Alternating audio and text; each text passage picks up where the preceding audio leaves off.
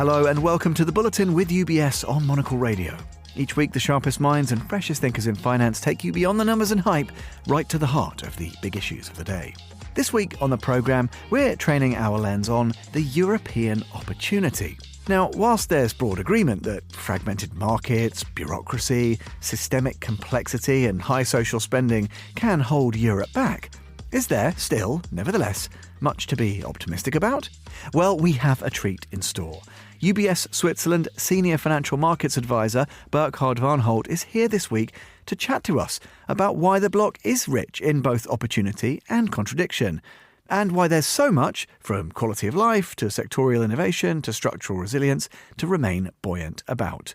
And we might mention one or two of Burkhard's favourite travel writers and chroniclers of Europe too, before the end of the show. It's a pleasure to welcome Burkhard in Zurich, but fresh from trips to London, Lisbon, Berlin, Munich and more, to the programme. Burkhard, welcome to the show. Now, you were telling me before that you've just been to London, where I am right now, of course, and you enjoyed a particular vantage point here in the city whilst you were taking some exercise. Is that right?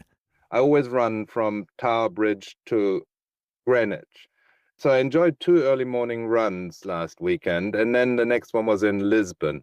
You know, once I run around the Royal Naval College, feeling, blimey, this is the pinnacle of English Baroque architecture and landscaping. And this was the center of command for what was the biggest territorial empire in world history. Of course, back in the 17th century. Where the sun never set. And now it's a museum, a tourist attraction. And that's precisely, I was in Davos last week, that's precisely what Americans were, they were yelling at Europeans, you're becoming an open-air museum. And then, I run through the Royal Naval College, and right opposite, of course, is Canary Wharf reaching to the skies. Citicorp is modernizing its European headquarters for $1.5 billion, they say. And it's kind of the story, the eternal cycle of rise and decline. This is what was once the world's greatest empire, then it declined, then the city reinvented London and Britain, if you will. And a museum or not, it still attracts 20 million tourists a year, and at, £500 a night, people know how to make some money out of that. I was in Lisbon the next day. Lisbon is built on 7 hills like Rome. And, I ran up the hill early in the morning and looked across the Atlantic, which is beautiful. And the same thought came to my mind. This tiny, tiny country, Portugal, isn't it amazing how in the 15th and 16th century, they conquered the world, which wasn't a nice thing to do, but that's how it was. Then they split the world into 2 hemispheres with the Spaniards, their unloved neighbors, so that they wouldn't step on each other's toes. The Spaniards took one half, the Portuguese the other half. Then they declined. Then in the last 10 years, all the pigs countries, Portugal, Ireland, Italy, Spain, and Greece, have fantastically recovered. Lisbon is a hip and ship and fancy city nowadays. It's busy. Portugal's economy is growing at 2.5%. Its stock market was up 30% last year. Thank you very much for that. It's the old biblical story of the last and the first. There was a time when other European countries had a condescending manner of looking at the Mediterranean countries, but now they are pulling the cart, and Europe's most dynamic economies, and their stock markets are flying. Let me just ask you, though, about some of the kind of contradictions that you alluded to there. Look at London, Yes. For example. I'm sat here every day. Our domestic media is talking always about a city on the brink, under pressure. It's failing its residents. Sure. And yet it doesn't feel like that to me. And actually, as you say, lots of the numbers simply don't show that. Why are we always gripped by this indecision and by these hypocrisies? Yes, I guess it's always been that way, hasn't it? See, I was fascinated 2 weeks ago when this international polling organization, Gallup, you might have seen it. They did a global survey, very old question. They asked 60,000 people in 60 countries around the world, do you expect 2026 to be financially, economically better, same or worse than last year? And so I found the outcome so interesting because when you looked at those 60 countries, it was patently clear the most optimistic people all came from the global south, led by Saudi Arabia, which I find the single most interesting country in the world these days, because to me, it's like China was in the 1990s. The second most optimistic were those in Kenya, which I can absolutely understand because Kenya is thriving. And the third ones were the Syrians, which I can also understand because it can't get any worse there. And the most pessimistic people were all Europeans. Blimey. Germany leads the pack, 12 pessimists to 1 optimist, followed by France and Belgium. I was in Berlin last week, and, they have this terrible attitude of just always moaning. And I don't get it because, like you say, I love London. And the tube has worked for many, many years. And I think that's a reason to be proud of it, not to say it doesn't look like it was built yesterday. Well, can I ask you about the economics behind some of this, Burkhard? Because I think that's really interesting. And you've already mentioned the likes of Spain and Portugal, also Poland, continuing their momentum. If we look at the numbers or some of the key economic indicators, it suggests that even those super pessimists, Germany, the French, us here in the UK, actually we are slowly only, but overcoming some of that stagnation. So shouldn't people be more optimistic? And indeed, does this underscore the kind of European opportunity as you would characterize it? I find this really baffling because I've been in this business for 30 years and I can attest, having been born and raised in Germany, that through my 30 professional years of traveling to Germany and talking to people about state of the economy and the outlook, they're always the most pessimistic. I don't know what it is. There's something in that DNA, and I just don't get it. But, I was born there. I still have a German passport, so that's why I allow myself to be a little critical here. But I'll also say that in my job, I meet entrepreneurs almost every working day.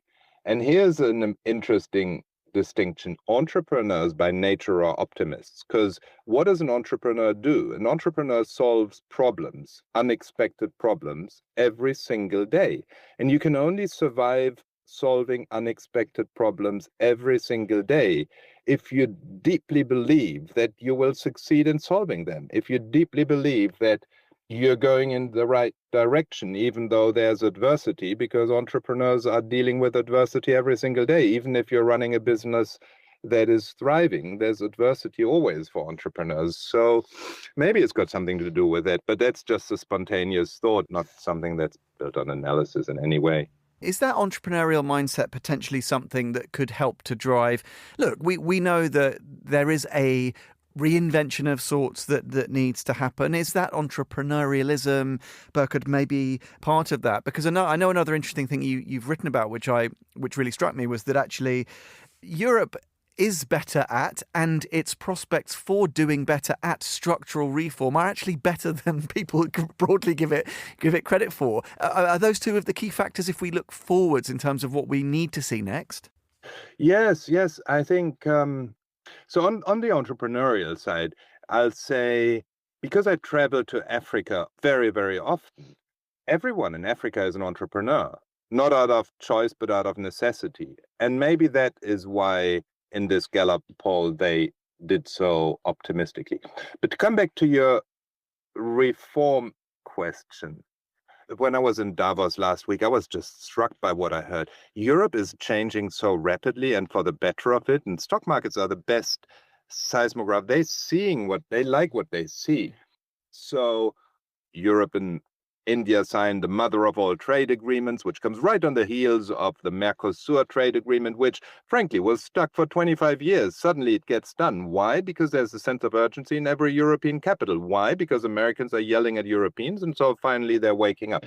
Europe needs to feel a sense of urgency. Without a sense of urgency, nothing happens. And one thing that really I found really interesting was when Ursula von der Leyen, I loved her talk in Davos, when she came up with this brilliant idea, and very radical idea of saying, look, we have been trying to reform the EU and to deliver what we long promised, a harmonized domestic market, and we frankly failed for many, many years.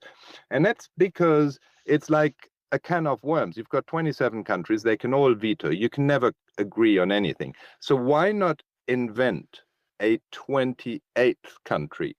Make it a virtual 28th state, which is essentially a comprehensive set of rules and regulations which are much more business friendly than the cumbersome rules and regulations which all the other 27 countries have amassed over many years, which makes it very easy to register a business, to operate it, to close it, to have disputes resolved and what have you, to raise capital, harmonized rules. And every European business or EU business has the option to voluntarily register in that virtual 28th state. And if you do that, you can passport all other 27 states. And that's like introducing a harmonized common market through the back door. Because if you can't cut the Gordian knot because of 27 countries, one will always veto, then why not create a new 28th, give it a backdoor passport, like a Trojan horse? And I thought, that's pretty radical. And that's on the heels of Mario Draghi's urgent call to improve competitiveness. And when he wrote that, many people thought, oh, so here's another long paper that will go into some cupboard and rest forever. But actually, things are really moving. And that, I think, is a great driver behind the renaissance in all European stock markets. And I think they have legs to run. Even though that performance, as you say, is pretty steady and you're optimistic about direction of travel, valuations are actually still pretty moderate, aren't they? And I guess that is also shaped by what we'll see if we look around the world in that pursuit of value. Talk to me a bit about why the conviction is that those valuations are still broadly pretty good for Europe. I think those valuations are kind of fair in a global context. You get what you pay for in global capital markets. If you want fast earnings growth, you got to pay up and buy US stocks because their earnings grow faster right here, right now. If you're happy with more moderate growth, but you take a view that things can move up, you buy European stocks. They're cheaper. They're not really dirt cheap, but they're certainly much cheaper than US stocks. And of course, there are differences. But I think for this bull market that really began last year for European stocks to continue, it would be nice to start with earnings grow, and when they deliver, to then see valuations follow. I always prefer that sort of order. Earnings should lead and valuations should follow, to the other way around. Now, Burkhard, when we began the chat, and we were talking about you chronicling your European adventures, and I know that occasionally you muse about some of your favourite literary voices that have done the same over history. And I think that, to me, that underscores the point that a well-rounded view, if you want to provide great advice to people, you need to have a holistic set of interests and you need to interrogate different things, whether that's great writing or great food or great service, as well as having, of course, great rigour in terms of your financial training and interest. Talk to me a little bit about a couple of your favourites. There's a brilliant London-born writer who chronicled this amazing sort of adventure across Europe, Patrick Leigh-Fermor, who of course wrote, various, Time of Gifts, or The Broken Road.